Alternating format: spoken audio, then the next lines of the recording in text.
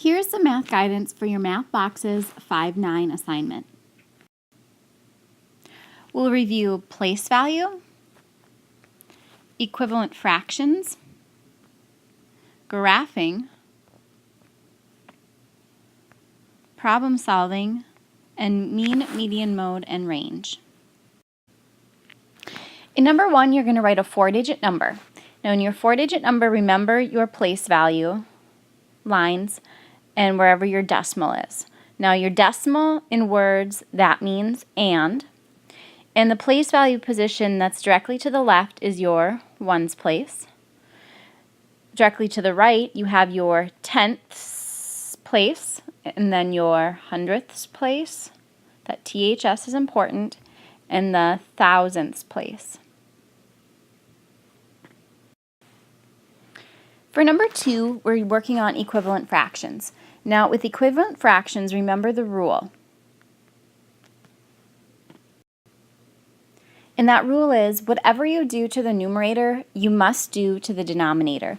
That means whether you multiply or you divide. If you multiply, what's going to happen is you're going to get bigger from one to the next. If you divide, you're going to get smaller from one to the next. So for an example, if you had 1/3 is the same as something over 9, you're always going to want your arrow to go to the unknown. So my unknown here goes there. That's my variable. We could put an A in there for your variable number. Now to go from 3 to 9, you're getting bigger. Since you're getting bigger, that means you're multiplying. So what did you multiply to go from 3 to 9? You multiplied by 3. 3 times 3 equals 9. Remember your rule. Whatever you do to the denominator, you have to do to the numerator. So for your numerator, that means you multiplied by 3 as well. And A, your unknown, is 3. Now for number 3, you're dealing with graphing. You're going from a bar graph to a circle graph. Now your title for either graph, they should match. So if my title for my bar graph is preferred lunch, what do you think my title should be for my circle graph? Probably pretty close to the same, if not exactly the same thing. Now that's next. The next thing we have to do is we have to look at our data.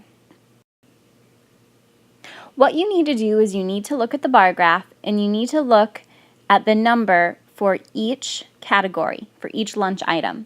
Now for my other, I'm halfway between 0 and that line right in the middle. So I'm guessing this is 10 because it's going 0, skip a line, and 20. So my scale is 20, but I have an increment of 10 in that middle. So halfway between 0 and 10 would be 5. And for hot dog, I would have it right on that middle line, which is 10.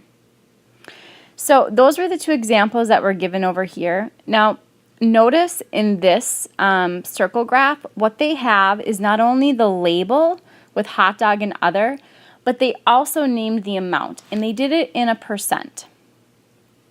So if I had hot dogs were 10, that means 10 over some number that was surveyed, so how many students were surveyed. And I know 10 over the number of students is the same as 10%. Well, 10% is what? If you go from fractions to decimals, we know 10%, you're moving it right here. So that means, what can I multiply by? I can multiply to get 100. 10 hundredths is the same as 1/10, which is the same as 10 hundredths, or 1/10, equivalent fractions and decimals. Which is why for my other, I have 5%, and that 5% as a decimal, you'd move it 2 in, and you'd have 5 hundredths, which is the same as 5 over 100. So look at how both of them, I have 100 as my denominator. I'm guessing from that, if I took and I looked at pizza, tacos, nachos, hot dogs, and other, The total number surveyed would be 100 because that seems to be what my percent is in. It's in the hundredths place.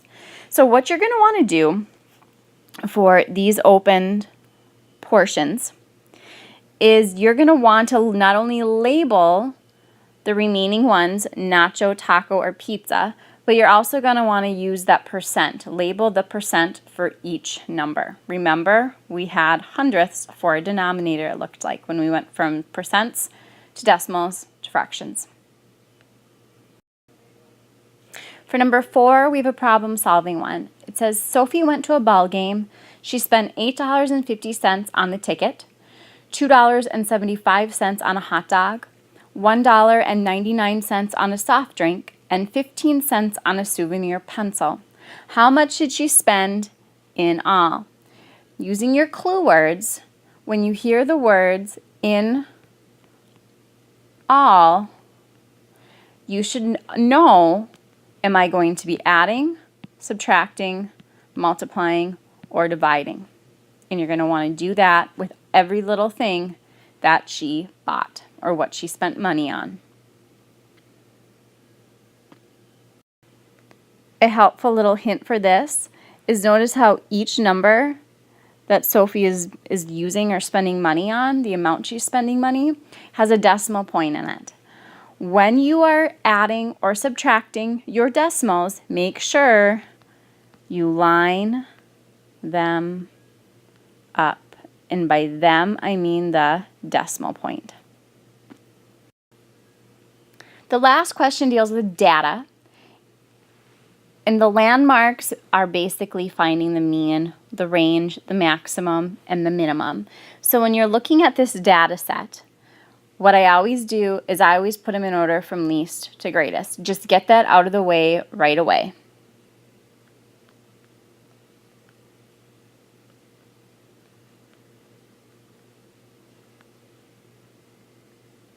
Okay. Now we need to find the range. Now from last unit, we need to get the range. You took your maximum, your highest number, or your highest data set point, and you subtract the minimum. That makes it helpful for putting them in order from least to greatest. Now, in order to find your mean, you should remember that mean is a synonym, means the same thing as the average. And to find the average, you take all the numbers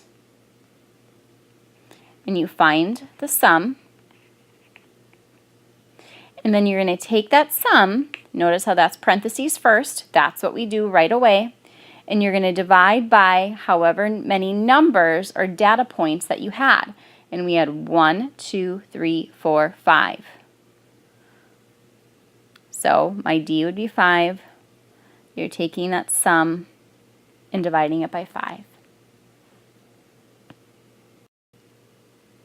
I hope this information helped you answer any questions that you had. Now, get going. And remember, if you have any other questions, please don't be afraid to ask.